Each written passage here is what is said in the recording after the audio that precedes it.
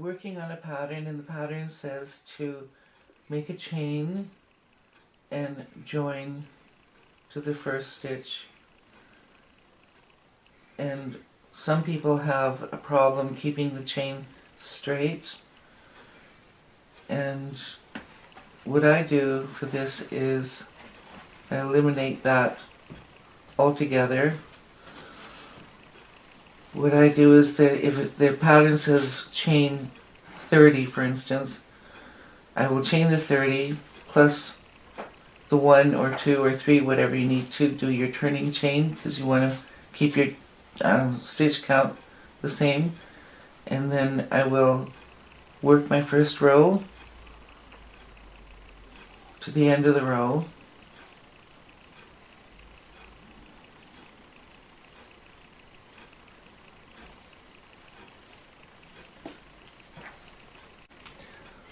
So you've worked your first row and you need to join.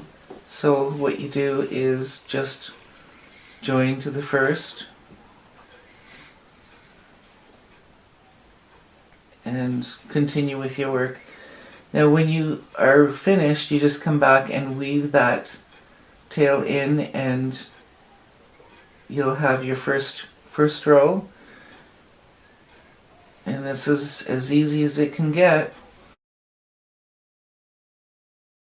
You're working along and suddenly you realize you've run out of yarn. Knots. Oh, everybody hates knots, I think. And that's why I like to buy large balls of yarn, so that I don't have to tie knots and I don't run out of yarn. So what I like to do is, if I'm working on a flat piece, I will pull the stitches out back to the beginning and leave it there to deal with. Or if you're stuck in the middle of working the round, it's not going to make much difference. So I'll show you what I do to deal with knots. And by the way, I know that there are people who don't believe in knots, but I'll tell you, I had the unfortunate experience of a very good friend of mine who knit my mother a beautiful sweater, and she did not believe in knots, and in the first hand wash it unraveled and left a hole in the middle of the sweater. So this is how I deal with knots. I unravel the piece of yarn, and medium worsted weight is usually 4. So what I'll do is I'll take the yarn that I'm joining it to, also unravel it, 2 and 2.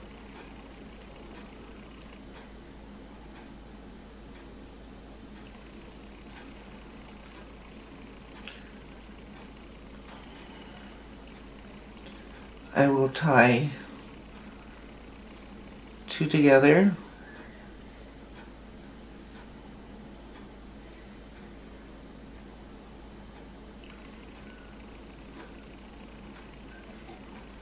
and the other 2,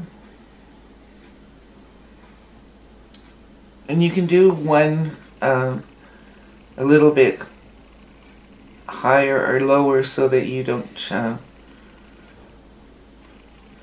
fall in exactly the same spot, or it doesn't really matter that much. But I will leave a tail. Okay. And then when you're working along,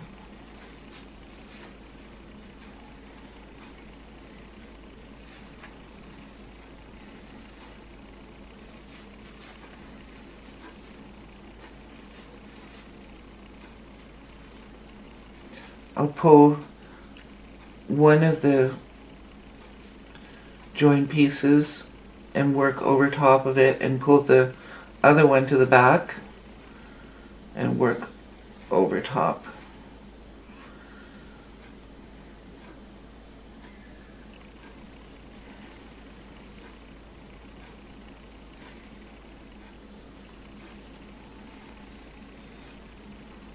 I'll leave a little bit of a tail, and I will come back afterwards and bring it back around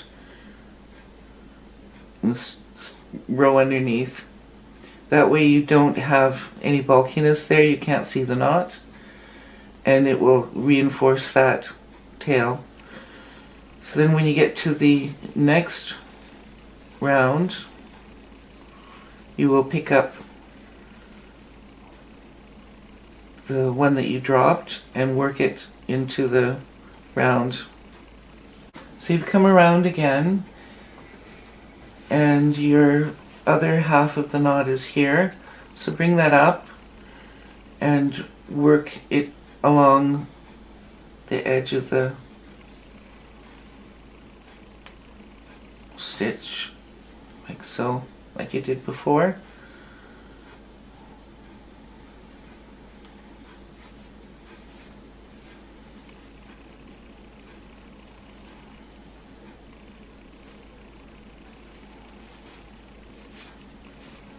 And then again, leave just a little bit to weave back over, back the other way.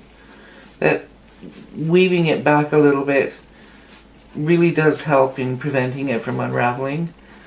It doesn't seem like it would, but it does. So you just go on your way, and you'll see that there's no lump or bumps. Those will be out of the way, and you virtually cannot see any knot or feel any knot for that matter.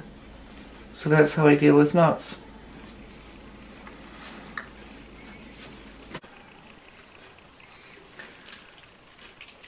How are you going to work the knot into the end of the row? You take your last stitch, and I'm working in half double crochet here, so I'll bring up the new yarn and pull it through and continue to work as you normally would.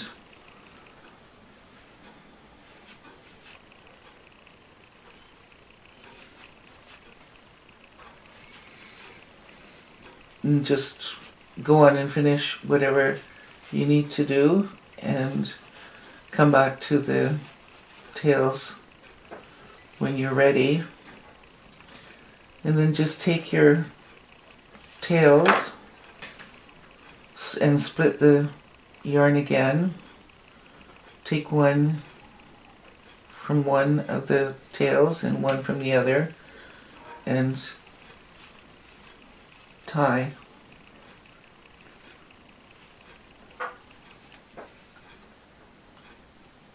And tie it as close as possible to the edge.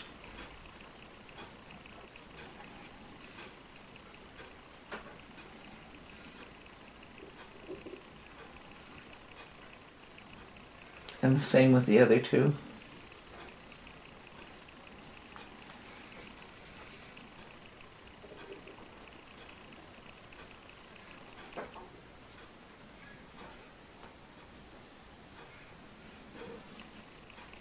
And make sure you get it as close as you can there. And then work your tails into the one row below and one row above, and then again back again to reinforce it. And you will see that when you've done it that way, you barely see those knots, and oftentimes anyway you're doing a project, you will do an edge trim, so you'll be working over top, and that'll even hide it more. So that's knots at the end of the row.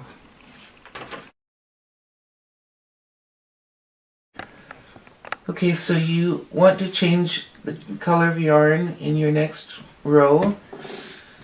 How I do it is I work the last stitch to the 3 loops, the half double crochet, pull up the new yarn, try to keep that last stitch even with the rest, bring up the gray, and then pull up the white and chain 1. Now if you're going to change color in the next round you have to carry the gray along the base of the last row.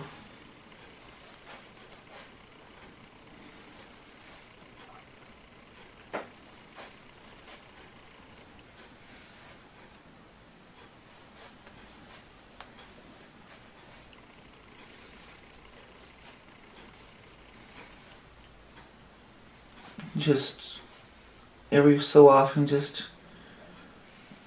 pull on that one that you're carrying.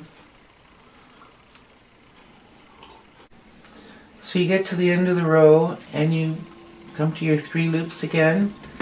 Now bring up the gray and pull the white over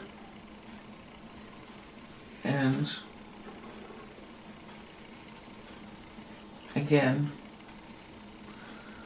So what you're doing is you're bringing up the yarn so it's always on the same level, the same row that you're working on. Alright, so again, the same thing goes. Carry the yarn along the bottom.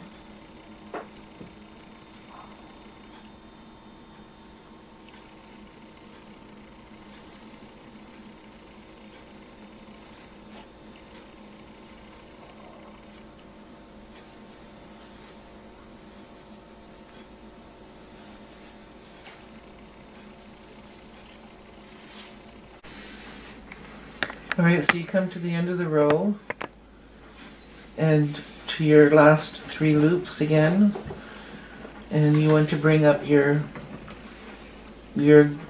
white and twist the gray behind and pull it up. And pull the gray up again and chain 1. So now this time you're going to want to do 2 rows of white and 1 of gray. So you're going to work into your first stitch and drop the gray. Just leave it, and you're going to work to the end of the row.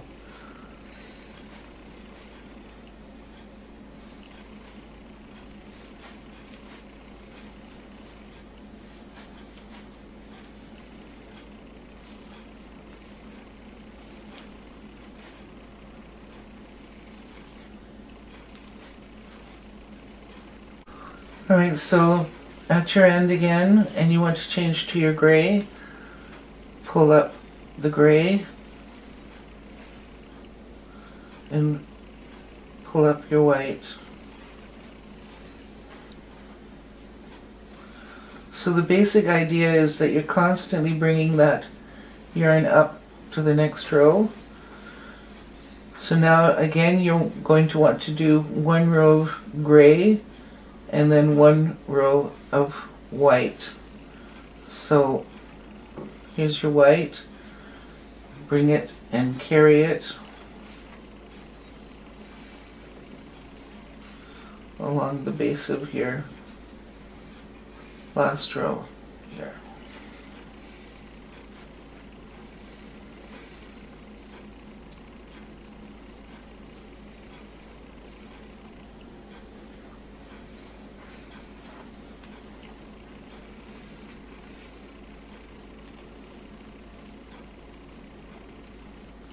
And remember to just constantly give that a little tug so that it's not bunching up, that it lies nice and flat.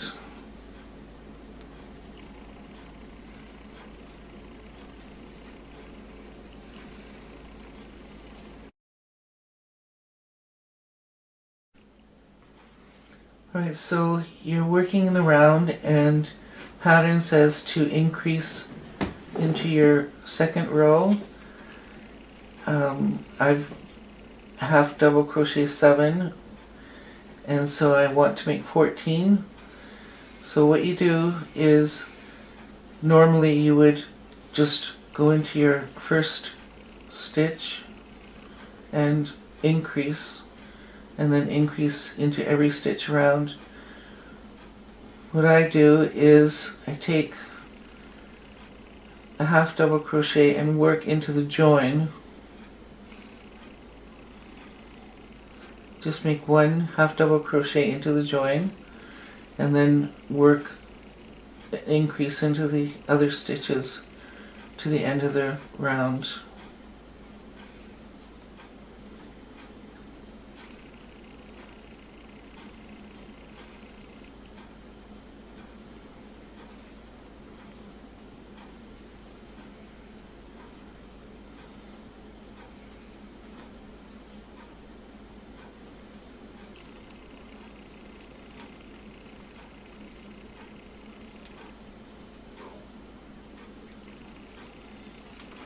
Alright, so again, normally you would skip over the slip stitch and the chain and slip stitch into the first stitch.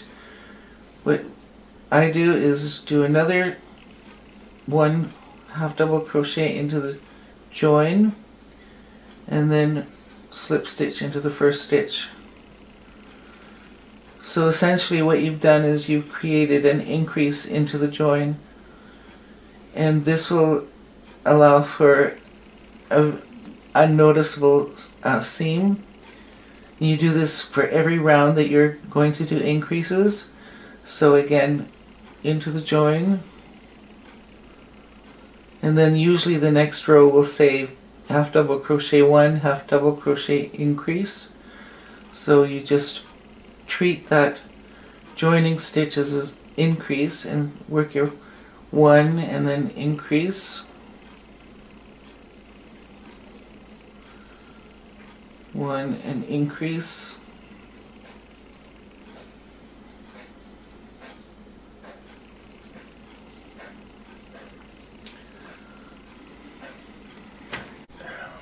So you've come to the end of your increase rounds, and you now want to do some straight rounds. So what do? Lots of different methods, but what I like to do is stagger the following rounds. So since the last round was worked into the join, I'll work this round into the first stitch to the end of the round.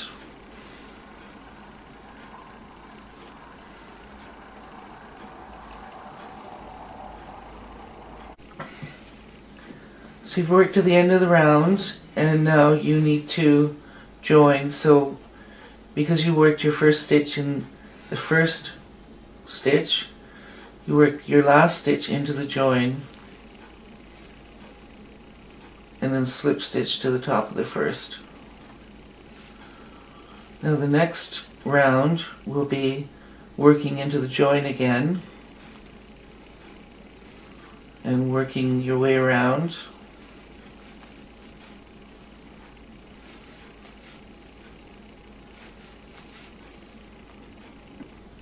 Alright, so you worked your first stitch into the join, so now you're going to work your last stitch into the last stitch and skip over the join and slip stitch to the first.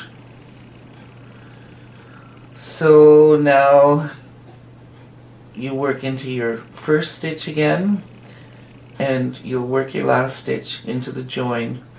Next stitch will be in the join, the first stitch, and the last stitch into the last. And just keep staggering your rows like that until you finish your project, and it will do a pretty good job of hiding your seam.